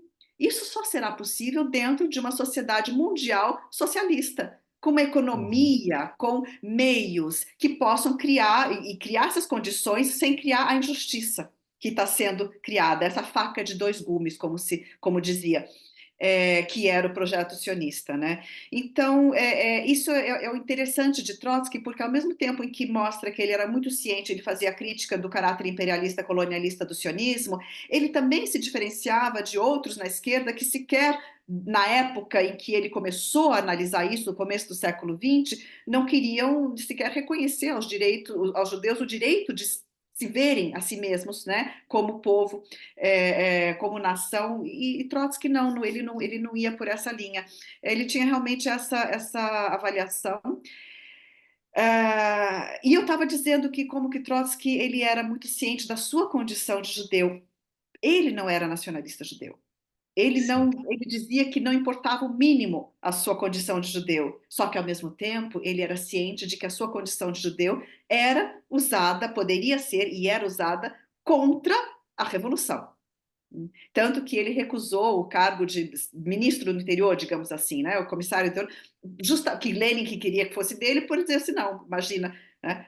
O que vão dizer de um judeu assumir esse cargo? Não, vai ter muita crítica, isso vai dar tudo errado. Mas ser chefe do exército Vermelho, pelo contrário, um judeu à frente do exército, isso pode ser. Inclusive porque isso vai contra aquela ideia do judeu que não pegava em armas para defender, né? Aquele judeu intermediário, passivo, subalterno, inferior, etc. Então ele era muito ciente disso, sem ser Sim. ele próprio nacionalista judeu, não dava a menor importância, assim, não gostava, né? Não era, mas reconhecia que se havia esse desejo, entre outros, que fosse garantido dentro das condições apropriadas. Mais ou menos é por aí onde Trotsky né? Só que para entender o que Trotsky escreveu sobre a questão judaica, você não pode ficar só nos artigos, porque foram poucos artigos sobre a questão judaica em diferentes aspectos, foram poucos. Muito interessantes, mas poucos. Além desses artigos que estão reunidos há muito tempo, também você precisa ir atrás de passagens, cartas, partes da autobiografia, passagens em outros textos, para conseguir construir realmente isso tudo, né? Eu fiz isso nesse capítulo, fui atrás dessas passagens. Um, Tem uma ou outra ainda a ser, né, desenvolvida mais ainda a leitura, mas é mais ou menos essa costura assim que é necessária se fazer para se entender a posição de Trotsky em relação à questão judaica. Uma questão que era muito complexa, muito sensível, muito crítica na Rússia pré e revolucionária e stalinista, né? De diferentes Sim. formas. E aí vai surgir o termo do antissemitismo burocrático, né? O Enzo Traverso, por exemplo, usa esse termo, né? Uma forma de descrever o antissemitismo na época de Stalin vai ser o antissemitismo burocrático. De fato, né? É diferente esse antissemitismo do antissemitismo, por exemplo, nazista, o antissemitismo czarista, usando os judeus como bode expiatório, é diferente. O antissemitismo ele assume diferentes características dependendo do sistema social, político, do período, do momento. Ele não é uma coisa só, ele não é estanque, ele não é simples, ele não é direto, ele precisa ser analisado no momento, na sua atuação. Sim. Maravilhosa essa recuperação da trajetória. Gostei muito dessa síntese que você fez, né? Tanto um pensamento internacionalista que sempre se opôs ao sionismo e ao mesmo tempo, né, no caso do Trotsky, a defesa da autodeterminação dos povos, de um povo oprimido específico, que ele vislumbrava que poderia desenvolver suas características plenamente numa sociedade socialista, sem estados nacionais, sem opressão, sem exploração. Tá excelente a conversa aqui. Acho que eu ficaria o dia inteiro discutindo isso com você, porque o livro é muito interessante. Tem muitas informações que eu recomendo a todos que possam ler esse estudo da Arlene. E, bom, para chegar aqui no finalzinho da entrevista, eu queria que você falasse um pouco sobre os desafios hoje, né, já que a gente está falando da Palestina, da defesa mundial que essa nova geração vem levando adiante, né, do povo palestino, a importância das manifestações no mundo que a gente está vendo agora, tanto aqui no Brasil, mas especialmente, bom, pensando as ocupações de universidades nos Estados Unidos no ano passado, que foi muito importante, os atos que a gente vê na Inglaterra, que talvez no que a gente chama de Ocidente são os atos de massas mais importantes do mundo. E também a questão aqui do governo brasileiro, né, que a gente, nos próprios atos, sempre lembra. A ONU agora acabou de dizer que a Petrobras é uma das principais fornecedoras de petróleo para o exército israelense. Né? A Petrobras já vendeu mais de 200 milhões de dólares em petróleo só desde o início, né, do genocídio. O nosso governo ainda não rompeu relações, nem diplomáticas, comerciais, militares com o Estado de Israel. Queria que você mostrasse a importância disso, das manifestações e qual deveria ser agora a nossa postura diante disso, Arlene. É muito frustrante, não é, André, que essas manifestações, ou seja, as manifestações de rua, elas são sintoma da mudança de consciência mundial em favor da causa palestina. Exato. Totalmente. Né? No Brasil, em São Paulo, tivemos uma manifestação recentemente bem grande, mas na Europa, nos Estados Unidos, onde realmente eles estão inseridos, né, até o joelho, afundados até o joelho dentro do genocídio, em cumplicidade, a população tá revoltada. Está nas Sim, ruas, está inconformada com o que está acontecendo. E veja, quem estuda as redes sociais, já vi algumas análises dizendo que não tem assunto mais falado nas redes sociais que o genocídio palestino. Então, há uma consciência, como jamais houve, da injustiça perpetrada contra o povo palestino. Só que essa consciência, ela não se reverte, ela não está conseguindo ser revertida em ação política efetiva. Né? Os estados estão imobilizados por seus interesses econômicos, por seus lobbies, por seus grupos de pressão, pela indústria militar, os estados estão imobilizados por alianças, promessas, enfim, né? Por essa culpabilidade europeia pelo Holocausto, que até hoje se faz sentir, até porque o Estado de Israel instrumentaliza a memória do Holocausto e lança constantemente para o futuro o medo de um novo Holocausto. Né? E a necessidade de todos apoiarem incondicionalmente Israel, porque Israel supostamente seria a garantia de proteção dos judeus contra essa situação. Né? Essa é a versão, essa é a instrumentalização da memória do Holocausto que Israel promove e que tem garantido o seu laissez-passer. Né? Ou seja, ele sim, perpassa toda a lei internacional, faz e desfaz como quer, a bel prazer, sem ter que assumir qualquer consequência pelos seus atos. É isso que a gente está vendo, né? E então não está havendo essa. Tem indícios tímidos, muito insuficientes, e passados quase 2 anos, né? Absurdos. Então, quais são esses indícios tímidos? A Espanha, né? A Espanha aprovou embargo militar, está trabalhando para efetivá-lo, econômico e tal. A Irlanda anunciou né, um embargo econômico. A Turquia um embargo da venda de petróleo, apesar de que ele continua afluindo petróleo do Azerbaijão via dutos turcos. Então, tudo tem um porém, tudo tem um mais. Anuncia, porém não funciona muito bem. A Inglaterra, que estava negociando um tratado de livre comércio, suspendeu a negociação do tratado. É claro que em qualquer momento retoma essa negociação. O Brasil já fez isso antes. O Brasil suspendeu a negociação do Tratado de Livre Comércio de Israel pelo Mercosul quando foi o ataque ao Líbano. Era a Gaza ao mesmo tempo, mas o que importava era que Israel estava atacando Beirute, né? E lá em 2006. Passou aquele momento, voltou e firmou. O mundo tem agido dessa forma, né? Porque esses interesses dessas elites econômicas e políticas sempre prevalecem. É realmente muito desesperador. Porém, Colômbia, desde o começo, parou a venda de carvão, o Chile. Se não me engano, houve uma ruptura diplomática, né, do Chile, se não me falha a memória. O Brasil tem um status diplomático diminuído, né? Então, o Brasil não tem embaixador nesse momento em Israel, Israel não tem embaixador no Brasil e não há qualquer intenção de ter. Então, houve um rebaixamento da relação diplomática que vai ser mantida nesse nível, mas eu também não defendo que seja rompida, porque é muito simbólico e pouco efetivo. O que realmente faz diferença é o embargo militar, as sanções econômicas e a ruptura de relações econômicas, o fim da venda de petróleo por parte do Brasil. É isso que está faltando, avançar, porque tem indícios de que ao redor do mundo isso, né? E a própria reação americana. Bom, veja, a avaliação de que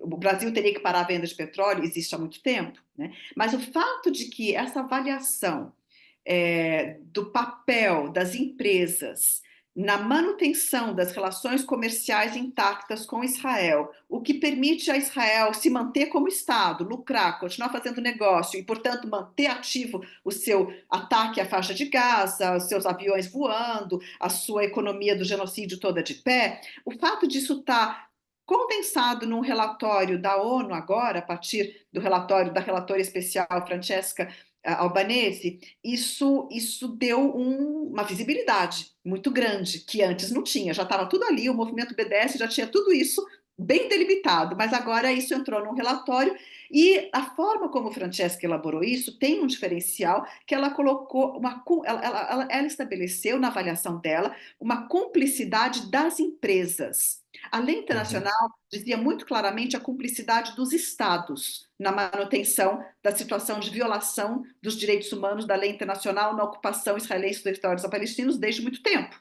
né? Desde muito tempo. Agora ela colocou isso numa formulação que mostra a cumplicidade das próprias empresas na manutenção do genocídio, não é só da violação dos direitos humanos, mas é da situação de genocídio. Então, isso posto, isso coloca uma premência muito maior, uma urgência muito maior a que essas relações econômicas sejam interrompidas. Há uma cumplicidade dos estados que mantêm intactas as relações e das empresas que continuam fazendo negócios e fornecendo petróleo, combustíveis, insumos, etc., que mantêm de pé essa situação de violação tão grave da lei internacional quanto temos nesse momento. Resta, então, a essas pessoas que têm consciência, né, onde ali os estados não têm, as pessoas têm, a flotilha mostra isso, a grande marcha do norte da África mostra isso, as manifestações mundo afora mostram isso, as pessoas pressionarem onde puderem. No Brasil, Fiocruz anunciou uma ruptura né, de relações com o genocídio, com o apartheid, ou seja, com aquele que o pratica, Israel. Um, e existem inúmeras ações que pedem essa ruptura. Por exemplo, não precisa ser. Como que você pensa isso? Não precisa o Brasil anunciar, bom, rompemos completamente relações comerciais. Como assim? Você tem que efetivar. Não adianta anunciar algo assim. Como é que você faz? Por exemplo, retira o Brasil do Tratado de Livre Comércio. Isso é algo que o Celso Amorim já tem falado, que é uma possibilidade que está sendo estudada. Certamente ele gostaria de superar os empecilhos para que isso realmente acontecesse e deve estar trabalhando por isso. Eu tenho realmente, quando ele fala que isso é possível, é porque ele está trabalhando por isso. É Brasil se retirar do Tratado de Livre Comércio entre o Mercosul e o Estado de Israel. Até porque esse Tratado de Livre Comércio viola a sua própria cláusula de proibição de produto de assentamento.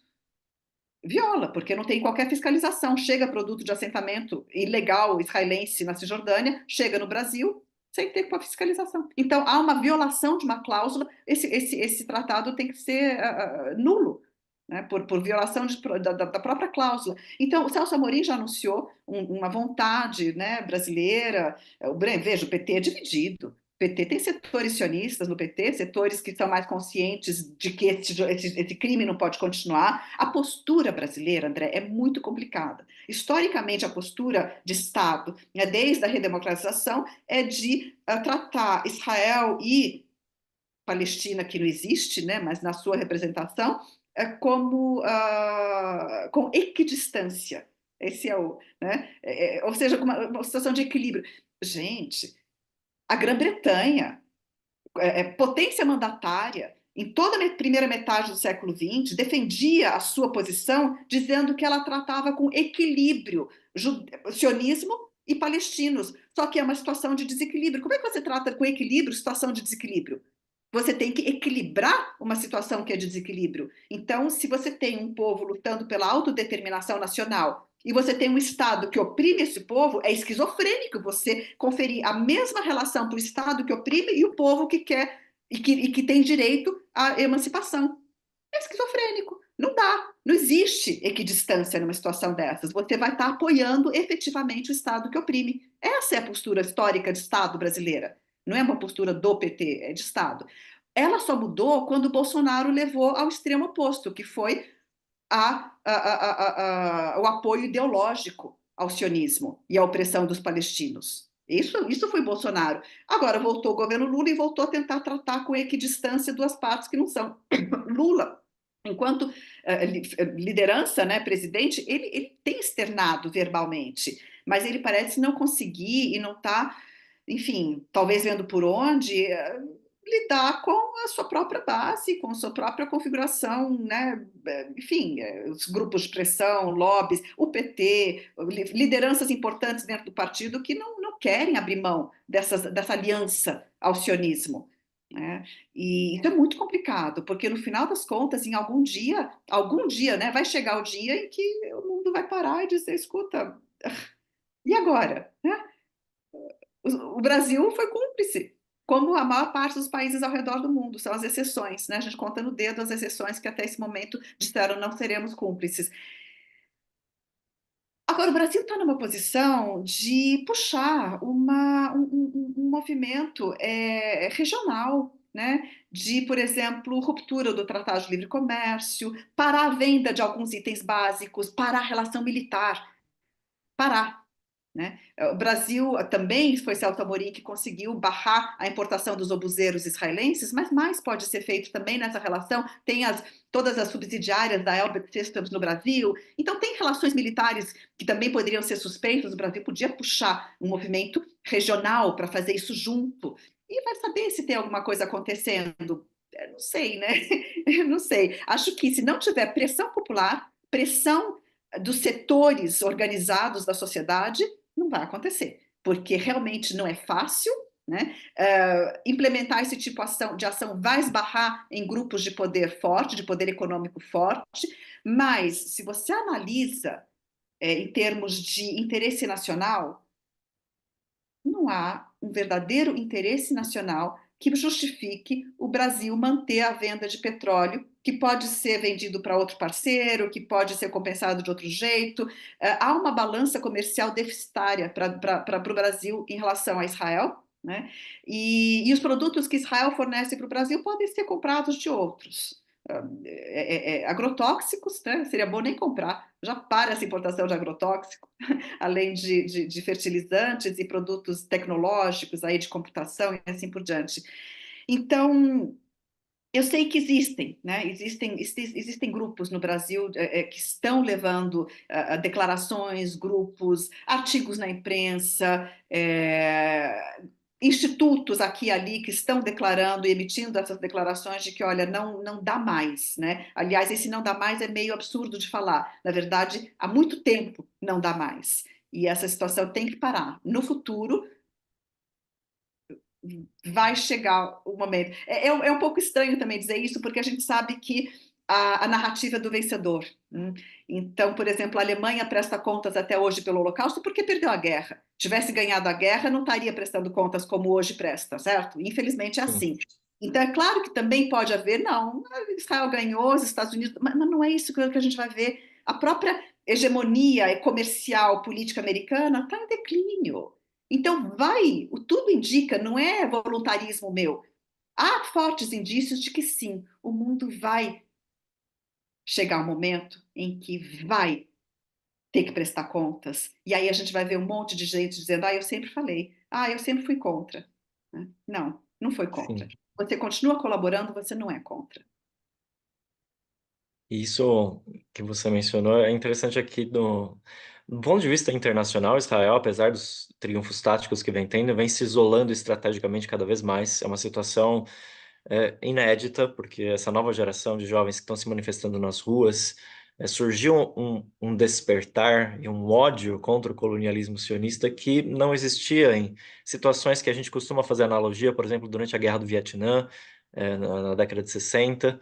Existia um grande apelo para que se extinguisse a participação dos Estados Unidos em conflitos militares, mas não necessariamente esse era um sentimento de proximidade, né, de irmandade com o povo palestino como tem hoje. De fato, isso nunca aconteceu antes. É uma grande esperança, né, para essa nova geração e para a própria esquerda mundial que a Palestina seja uma bandeira indissociável de qualquer visão de emancipação humana, de qualquer visão da esquerda. Tanto assim que a gente vê, inclusive, protestos de trabalhadores em vários lugares do mundo para bloquear exportações de armas. A gente viu isso no Chile, no Canadá, na Bélgica, na Índia. Eu acho que isso vai se expandir. Aqui no Brasil, a gente tem trabalhadores da Petrobras que estão fazendo estudos para ver de onde sai o petróleo brasileiro que está indo para Israel para boicotar esses envios, que é um estudo que a gente fez pelo Esquerda Diário também. Quem quiser acompanhar, a gente está publicizando esses materiais, esse exame, né, que os petroleiros vêm fazendo para impedir que o Brasil siga exportando petróleo para o genocídio, para essa economia do genocídio. E as próprias manifestações, né, aqui no Brasil, tem toda a razão em exigir, como a Arlene estava mencionando, esse fim das relações. O Tratado de Livre Comércio tem que ser abolido, qualquer tipo de relação militar com o Estado de Israel precisa ser abolido, nenhum tipo de amizade entre o Brasil e o Estado de Israel tem que ser chancelado, e aí fazer essa pressão na luta de classes contra a postura do governo Lula, que vem sendo de manter essas relações, né? Aqui acho que chega um momento que as palavras têm que já não bastam mais. A Soraya, os principais referentes da Frente Palestina costumam dizer isso, e tem toda a razão. A gente está vivendo um genocídio. Tudo bem, a gente sempre aplaude todos aqueles que apoiam o povo palestino, mas não bastam mais palavras. É necessário tomar atitude já, porque há muito tempo, como a Arlene estava dizendo, já não dá mais. É um caso esdrúxulo de colonialismo no século XXI, e que o Estado brasileiro, né, o governo Lula, enquanto mantiver essas relações, vai ser cúmplice com a sua política particular, né, que é diferente do que a extrema-direita do Javier Milei na Argentina faz, ou que o Bolsonaro faz aqui, mas se vem sendo vem exercendo essa cumplicidade que a gente precisa certamente, através dos atos, manifestações, greves, impor que o governo é, cesse todas as suas relações. E esses fundamentos teóricos, históricos que a Arlene deixou aqui para a gente, acho que ajudam muito a gente a entender a urgência dessa batalha internacional para acabar com o colonialismo sionista e com o genocídio que está acontecendo aqui na faixa de Gaza. Já te agradeço muito, Arlene, por ter dedicado esse tempo aqui que a gente conversou. Daria até para muito mais. A gente falou acho que é uma entrevista de referência essa, porque a gente pegou teoricamente o marxismo e discutiu a história do povo palestino através dela. Então, te agradeço muito por esse espaço que você Se aceitou me dialogar. permite Claro, pode dizer. um comentário final nessa questão do boicote contra a economia do genocídio. E antes de haver esse genocídio agora em curso, né? Apesar de que você pode discutir se a longa história palestina é um gradual genocídio, porque há uma vontade de eliminação da presença palestina sobre o território, não estou falando em termos morais, estou falando em termos da lei internacional mesmo. Bom, Sim. mas, no entanto, antes desse momento que a gente está vivendo, já havia a elaboração de que o boicote tinha que acontecer contra o apartheid israelense imposto sobre a população palestina. Isso me dá deixa, e eu gostaria de terminar dizendo o seguinte: quando a África do Sul eliminou o sistema de apartheid, não eliminou todos os problemas, mas ficou um Estado melhor, uma sociedade melhor, certo? Eliminar o apartheid, forçar, pressionar de maneira não violenta, através de boicotes, sanções, etc., o fim do genocídio e do sistema de apartheid, não é um ato contra judeus, Sim, né? Não é um exatamente. ato contra.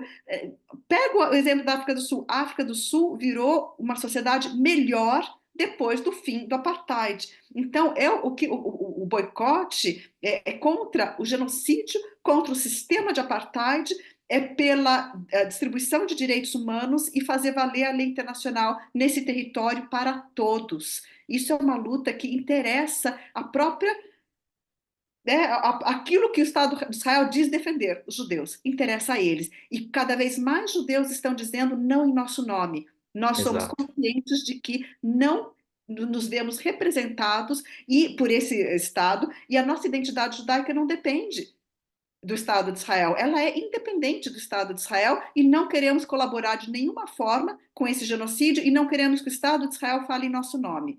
Então, essa guinada dentro do judaísmo, principalmente norte-americano, mas mundial, também aponta para a mesma direção. Né? E, aliás, se me Exatamente. terminar com uma referência a Trotsky, numa entrevista feita no México, Trotsky disse o seguinte, que o próximo, né, desenvolvimento histórico, pensando, né, numa situação de conflitos e tal, pode até mesmo levar a que os judeus norte-americanos sejam culpados pelos crimes do sionismo lá na Palestina. E isso pode gerar um antissemitismo lamentável que não se pode permitir que aconteça contra os judeus dos Estados Unidos por serem identificados com os crimes do sionismo na Palestina. Trotsky falou isso na década de 30, né? Prevendo que os crimes do sionismo poderão repercutir contra os judeus do mundo. Nunca esteve tão claro quanto está hoje, e os judeus, sem serem trotskistas, não, querem jamais terem lido isso, nada a ver, na Sim. prática, sabem que isso é verdade. Eles não estão dispostos a deixar que isso aconteça e estão se engajando nessa luta nas universidades, nos campi, em todos os lugares em que podem para dizer não em nosso nome, somos contra o genocídio, isso não tem nada a ver e não nos sentimos representados por esse Estado que diz atuar em nosso nome.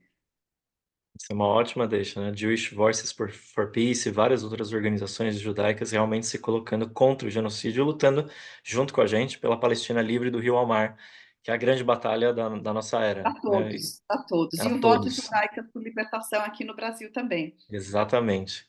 Então, eu te agradeço de novo muito, Arlene, essa discussão que a gente teve. Agradeço todo mundo que pôde assistir também, que continue mandando, né, comentários sobre as entrevistas. E a gente fica aqui até o nosso próximo programa.